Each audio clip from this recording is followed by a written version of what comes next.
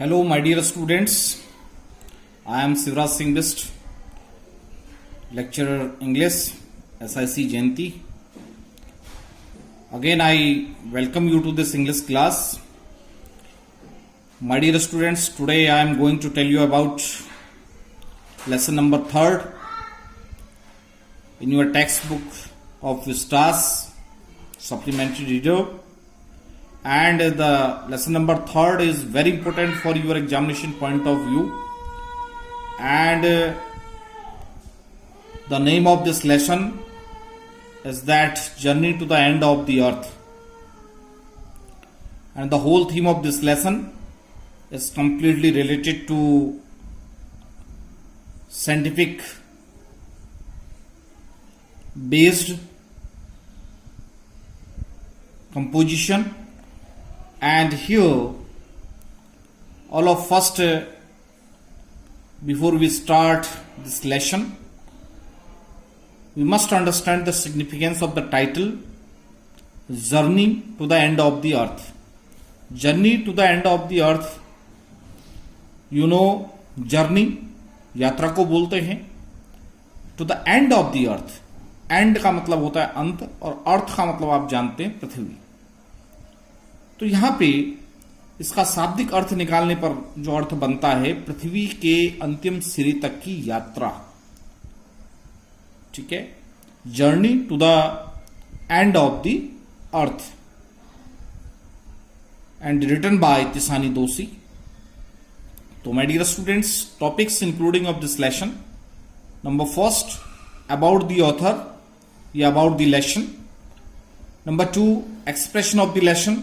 Number 3, summary of the lesson. Number 4, questions and answers of the lesson. So we will start this lesson before we understand about the author.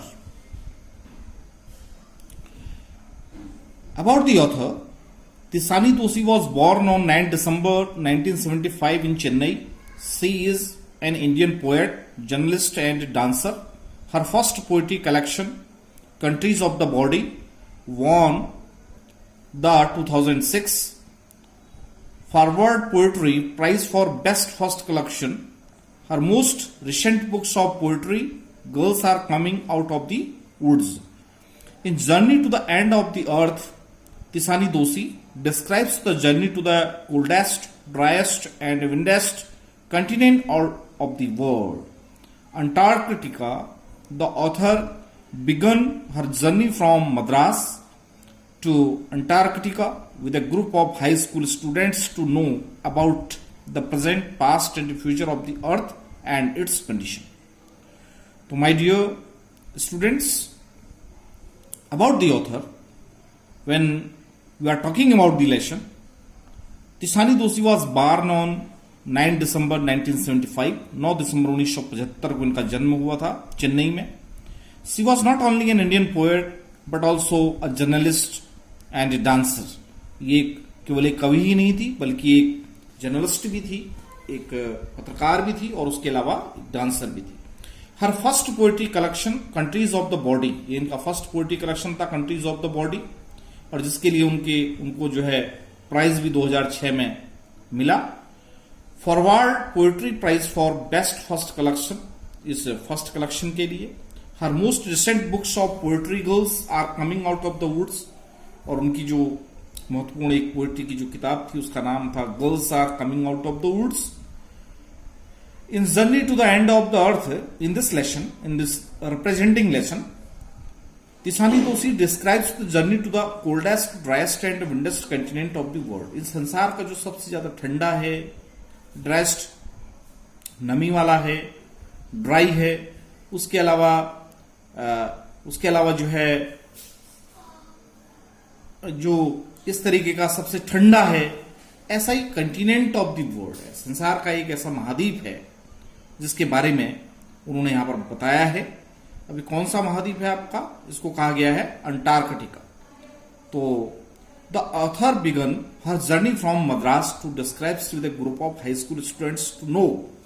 तो यहां पर लेखक के द्वारा जो है मद्रास से इस जर्नी को अपनी शुरू किया जाता है, अंटार्कटिका की, और इस पूरे ग्रुप में उनके साथ हाई स्कूल के स्टूडेंट्स थे, और इसलिए थे जिससे कि ये बच्चे जो हाई स्कूल के जो स्टूडेंट्स हैं वो जान सकें about the present, past and future of the earth, and Antarctica is the suitable place where they can know about the real past, present and future of this continent. तो इस continent के बारे में वहां पर जान सकें, इसलिए यह प्रोग्राम जो है आयोजित किया गया था। तो यहां पे ये अबाउट द ऑथर के बारे में आपने देखा। Now again expression of the lesson, इसके जो लेसन की जो एक्सप्रेशंस हैं वो क्या हैं वो आप इसमें देखेंगे। एक्सप्रेशंस ऑफ द लेसन में आपका प्लेनेट है, planet means you know very well that earth कहते हैं। Second number born voice, good journey को कहा जाता है। वेसल, शिप को कहा जाता है। अबॉर्ड, ऑन द बोर्ड ऑफ, सवार को कहा जाता है। कंटिनेंट, महाद्वीप को कहते हैं। इक्वेटर, भूमध्य रेखा को कहा जाता है। The equator is an imaginary line about of the earth at an equal distance from the north pole and the south पोल।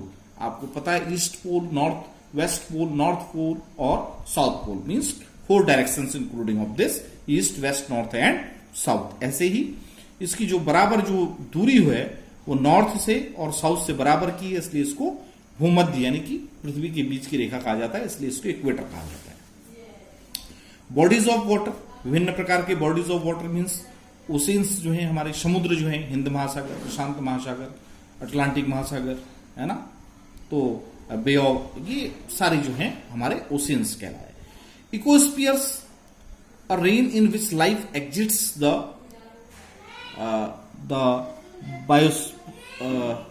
बायोस्फीयर्स, जैवमंडल जिसको हम कहते हैं, तो विभिन्न प्रकार की जहां पर अलग अलग प्रकार की जैवमंडल, अलग अलग प्रकार की जीवों की संरचना का जो क्षेत्र होता है, जो प्लेस होता है वो इकोस्फीयर्स कहलाता है, जैवमंडल कहलाता है।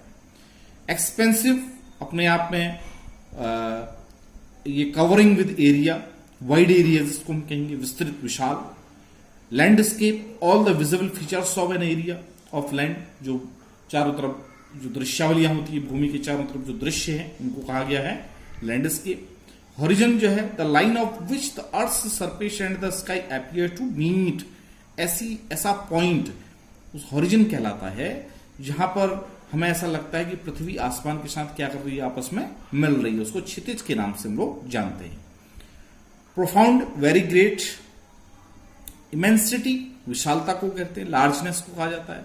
Isolation, the state of being separate, अलग होना, सेपरेट, है ना। Land mass, large area of land, ठीक है।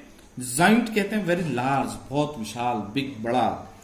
अमेलमेटिक, जॉइंट, मिला हुआ, ठीक है। एग्जिट, टू बी रियल, जो वास्तव हो। उसके अलावा होस्टिंग, इसको कहते हैं रिसीविंग, किसी चीज को प्राप्त करना, that called receiving. Flora and fauna is the important word of this lesson. Flora and fauna कहा जाता है प्लांट्स और एनिमल्स को। फ्लोरा, प्लांट्स, और फौना, एनिमल्स। थ्राइव्ड, डेवलपिंग, किसी का विकसित रूप। वाइप्ड आउट, रिमूव्ड अवे, हट जाना। मैमल्स कहा जाता है animals that give birth to live babies, not eggs, and feed their young ones on milk, ऐसे जंतु जो बच्चों को जन्म देने का काम करते हैं, यानी कि अंडे नहीं देते बल्कि बच्चों को जन्म देने का काम करते हैं, इनको कहा जाता है मैमल्स, स्तनधारी कहा जाता है। गॉट अंडर वे, स्टार्टेड, ठीक है। Evolution, the process by which different kinds of living organism and believed to have developed from earlier forms, especially by natural selection, systematic process, जो क्रमिक विकास है उसको इवोल्यूशन कहा जाता है, ठीक है। क्रमिक विकास का मतलब मनुष्य जिस अवस्था में अभी है ऐसी अवस्था में आने में उसको लाखों करोड़ों वर्ष का समय लगा, इसलिए ये इवोल्यूशन है एक तरह का, एक प्रकार का सिस्टमेटिक प्रोसेस है, ठीक है। एक्सटिंक्शन कहते हैं डिसअपियर्ड, अदृश्य होना या समाप्त हो जाना। माइंड बॉंगलिंग कहा जाता है ओवरव्लेमिंग सरप्राइज, अत्यधिक जो आश्चर्य होता है उसे कहा जाता है ओवरव्लेमिंग सरप्राइजिंग या माइंड बॉंगलिंग। जैमिंग, पुशिंग कहते हैं, ठीक है। एक दूसरे को धक्का देना, पुश करना। Drifting of, moved away from its place, अपने वर्तमान स्थान से हट जाना, दैट इज ड्रिफ्टिंग ऑफ। ठीक है। सर्कमपोलर कहा जाता है अराउंड द पोल, यानी कि जो हमारे चार पोल हैं, ईस्ट, वेस्ट, नॉर्थ और साउथ, इसके चारों तरफ की जो स्थिति है वो सर्कमपोलर कहलाती है। करंट स्ट्रीम धारा को कहते हैं। फ्रिज्ड वेरी कोल्ड को कहा जाता है। डिजोलेट कहते हैं सोलिटरी, ब्लीक और डिसेमल, वीरान स्थान को कहा जाता है desolate. Devoid of, free from, वंचित करना। ठीक है। उसके अलावा पर्सपेक्टिव ऑफ व्यू, दृश्य को कहते हैं। माइक्रोस्कोपिक कहा जाता है वेरी माइन्यूट, सूक्ष्म जो होते हैं, माइक्रोस्कोपिक। ठीक है। मिड्स एंड मिड्स, ये मॉस्किटोज एंड आर्चमिड्स, विभिन्न प्रकार के जो कीड़े और मच्छर होते हैं, कीट, है ना, उनको कहा जाता है। उसके अलावा यूबिक्विटियस, है ना, फाउंड एवरीवेयर। यूबिक्विटियस का मतलब किसी भी स्थान पर किसी चीज को प्राप्त करना, फाउंड एवरीवेयर, प्रत्येक स्थान पर प्राप्त करना, वो कहलाता है यूबिक्विटियस। मेरिडन एक शब्द आया, meridian, anti meridian, post meridian, आप जानते हैं। ये जो होता है AM जिसको हम कहते हैं आफ्टर मेरिडियन, और PM जिसको होता है हम कहते हैं पोस्ट मेरिडियन। तो दो शब्द आपने देखा होगा, ये 12 बजे से पहले का समय और 12 बजे के बाद का समय। ये गणनीय संज्ञा होती है एक तरीके की है। A meridian is an imaginary line from the north pole to the south pole. एक काल्पनिक लाइन जो होती है नॉर्थ पोल से लेकर के साउथ पोल के बीच में, उसको कहा जाता है मेरिडियन। ठीक है। Avalanche, a mass of snow और a piece of snow socks falling rapidly down on a mountain side, that called avalanche. ये एवलांच जो है हमारा, ये क्या है, ये एक तरीके से किसी बर्फ के टुकड़े का गिरना, पीस ऑफ स्नो। ठीक है, वो कहलाता है avalanche. Geological, according to geology, according to जो भूगर्भ शास्त्री होते हैं, जियोलॉजिकल मैटर, है ना, according to geology.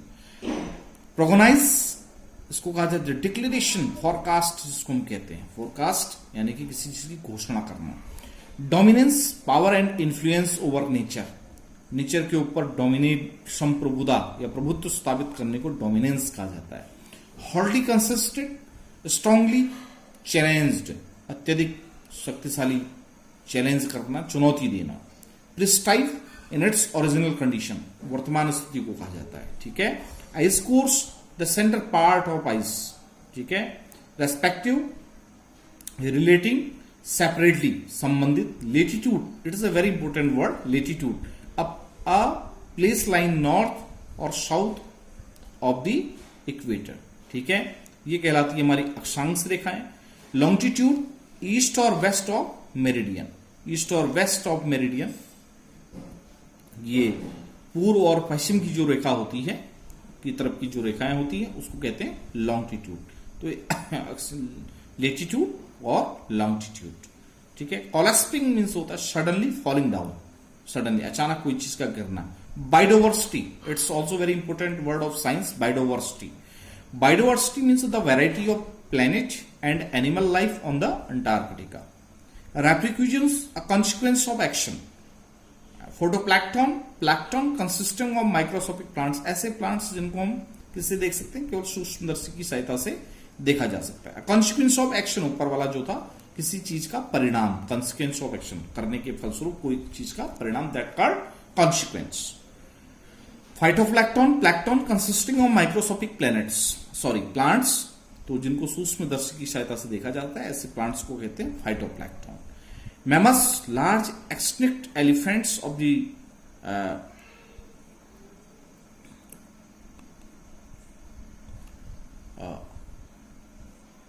Large extinct elephants, mammoths, है ना, जो long curved long tusk, typically hairy and length curved long, large extinct elephants of the Pliocene या Pleistocene epoch, typically hairing and with long curved long tusk. ऐसे mammoths का मतलब ऐसे जानवर, ऐसे विशालकाय हाथी जो कि जिनकी जिनके क्या होते हैं, बड़ी बड़ी सूंडें होती हैं, बड़े बड़े जो हैं मुड़े हुए जो है दांत होते हैं उनको कहा जाता है मैमस, लार्ज एक्सटिंक्ट एलिफेंट्स, जो कि अब क्या है, क्या हो चुके हैं, अदृश्य हो चुके हैं, वो कहलाते हैं mammals.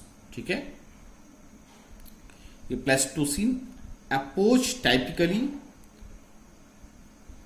Hairy and with long curved long tusk. तो ऐसे जो हैं जिनको हम टस्कर कहते हैं, बड़े बड़े दांत वाले, तो ये धीरे धीरे मुड़े हुए दांत जिनके थे, कहता है कर्व्ड बिल्कुल एकदम। ठीक है, ये कहलाए उसमें मैमस कहलाए। नाउ अगेन आइडियलिज्म, आइडियलिज्म कहते हैं द प्रैक्टिस ऑफ फॉर्मिंग और परस्यूइंग आइडियाज, जिसको हम कहते हैं आइडियलिज्म, आदर्शवाद, ये कहलाता है आइडियलिज्म, आदर्शवाद। तो now dear students, now we will start this summary of the lesson. It is a very lengthy lesson, मैंने पहले आपको बता दिया, काफी लंबा ये लेसन है। तो समरी ऑफ द लेसन और बहुत इंपोर्टेंट भी है, it is very important for your examination point of view. तो now summary of the lesson, summary of the lesson. In the lesson, the writer narrates about his journey to Antarctica from Madras. The lesson points out that the world's most fantastic preserved place, Antarctica, not many people have been there, but out of the few that have, Tisani Doshi is one of them, a South Indian person who went on an expedition with a group of teenagers affiliated with students on ICE program, who takes young minds to different ends of the world. Thus it gives an insight in how Antarctica is the place you should visit to have a glimpse of the past, present and the future in its real form. तो my dear students, summary of the lesson, इस lesson में जो है writer ये बताती है हमें कि यात्रा उनकी मद्रास से अंटार्कटिका के बीच में शुरू हुई थी, और इस प्रोग्राम का इस प्रोग्राम का जो नाम था, वो एक नाम दिया गया इस प्रोग्राम को स्टूडेंट्स ऑन आइस, यानी कि बर्फ पर विद्यार्थी ये कार्यक्रम चला।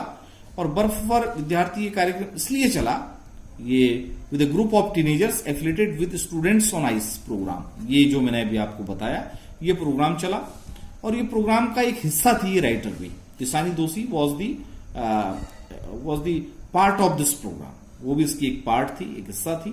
एंड यहां पर ये बच्चों को, हाई स्कूल स्टैंडर्ड्स के बच्चों को वहां पर ले जाया गया, इसलिए ले जाया गया, who takes young minds to different ends of the world. Thus it gives insight into how Antarctica is the place you should visit to have a glimpse of the past, कि वहां पर जाकर के बच्चे देख सकें कि उनकी पृथ्वी का प्रेजेंट क्या है, पास्ट क्या है और फ्यूचर क्या है, और उसकी रियल फॉर्म को वहां पर जाकर के वो समझ सकें। तो Antarctica is the best place to know about the present, past and future of the planet। इसलिए यह प्रोग्राम शुरू किया गया, इसका नाम दिया गया स्टूडेंट्स ऑन आइस। जर्नी अभी जो स्टार्ट होती है अंटार्कटिका फ्रॉम मद्रास से अंटार्कटिका की जो यात्रा है, the author who was a South Indian background, ये साउथ इंडियन थी लेखिका, started her journey Antarctica from Madras से अंटार्कटिका के बीच की यात्रा थी। And she was as a part of this programme, मैंने पहले आपको बताया कि she was the part of this programme students on ice. The author said that she travelled over 100 hours and the programme students on ice led by Jeff green, ये Jeff green के द्वारा इस programme को आयोजित किया गया, वो इसके लीडर थे, he was the leader of this programme, who is the founder and executive director of students on ice, इस पूरे प्रोग्राम के निदेशक थे। Tishani Doshi describes the journey to the oldest, driest and विंडेस्ट continent of the world. और मैंने जैसे पहले बताया कि ये अंटार्कटिका जो था, ये संसार का सबसे ठंडा और सबसे ज्यादा ड्राई और सबसे ज्यादा हवा वाला क्षेत्र ये था। The narrator boarded a Russian research ship the Akademik Sokolskiy. तो यहां पर जो था, ये एक जो रशियन जो था अनुसंधान करने वाला जो शिप था, उसमें ये लोग सवार हुए, जिसका नाम था academic Shokalskiy. It was heading towards the coldest, driest and विंडेस्ट continent of the world. तो ये संसार के उस कंटिनेंट की यात्रा में निकला। Antarctica her journey began at 30.09 degrees north of the equator. Equator के 13.09 डिग्री पर अंश पर इन लोगों ने अपनी यात्रा को शुरू किया मद्रास से। ही crossed 9 time zones, 9 time zones को इन्हें अलग अलग पार किया। 6 चेक पॉइंट्स को इनके द्वारा पार किया गया। 3 बॉडीज ऑफ वाटर, 3 महासागरों को पार किया गया। एंड एटलीस्ट 3 कोस्पियर्स, 3 जैवमंडलों को पार किया गया। ही travelled over 100 hours in a car, N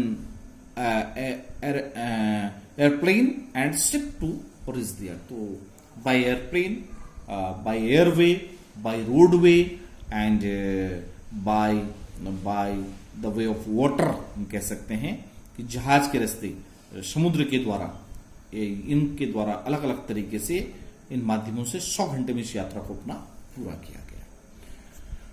southern super continent Gondwana, अब यहां पर बात आती है 650 मिलियन ईयर्स एगो, तो 650 लाख वर्ष पूर्व जो था एक बहुत बड़ा साउथर्न सुपर कंटिनेंट था जिसका नाम गोंडवाना था। वॉज इंडीड रियली एग्जिस्टेड, वास्तव में था। It is around present day जो वर्तमान अंटार्कटिका जहां पर है, वहां से आज से 650 लाख वर्ष पूर्व एक गोंडवाना नाम का परामहाद्वीप स्थित था। It is around present day Antarctica. Human beings had not arrived on the global scene, तब मनुष्य का इस संसार में आगमन भी नहीं हुआ था जब ये गोंडवाना नाम का परामहाद्वीप सुपर कंटिनेंट कहा गया इसको। ठीक है। The climate at that time was much warmer, तो the climate at that time was much warmer. It supported a huge variety of flora and fauna. तो उस समय क्या था, इस पूरे इस परामहाद्वीप में सुपर कॉन्टिनेंट जो गोंडवाना था, यहां पर फ्लोरा फौना, यहां पर मतलब ये मान के चलिए आप विभिन्न प्रकार की वनस्पतियों का खजाना था। बहुत सारे प्लांट्स यहां पर थे, फ्लोरा, एनिमल्स थे। अ huge variety of flora and fauna कहता है। when the dinosaurs became totally extinct, लेकिन धीरे धीरे डायनासोर्स जो है क्या हो गए, इस धरती से गायब हो गए। And the age of mammals began, the landmass was forced to separate into countries as they exist today. और उसके बाद क्या हुआ, and the age of mammals, mammals स्तनधारी जो जानवर थे उनका युग शुरू हुआ, स्तनधारी का युग शुरू हुआ, मैमल्स का युग शुरू हुआ। और लैंड मास ने आपस में एक दूसरे को क्या करने का काम कर दिया, सेपरेट करने का काम कर दिया। और सेपरेट करने के फलस्वरूप जिनको आज हम कंट्रीज के रूप में, भारत के रूप में, अमेरिका के रूप में, चाइना के रूप में देखते हैं, तो यह जो था ये कई लाख वर्ष पूर्व से अभी तक की जो था क्रमिक विकास था, जिसके फलस्वरूप लैंड मास ने एक दूसरे को ड्रिफ्ट किया, शिफ्ट किया, और वर्तमान जैसा हम देखते हैं आज ग्लोब में, उस तरीके से ये संरचना बनी।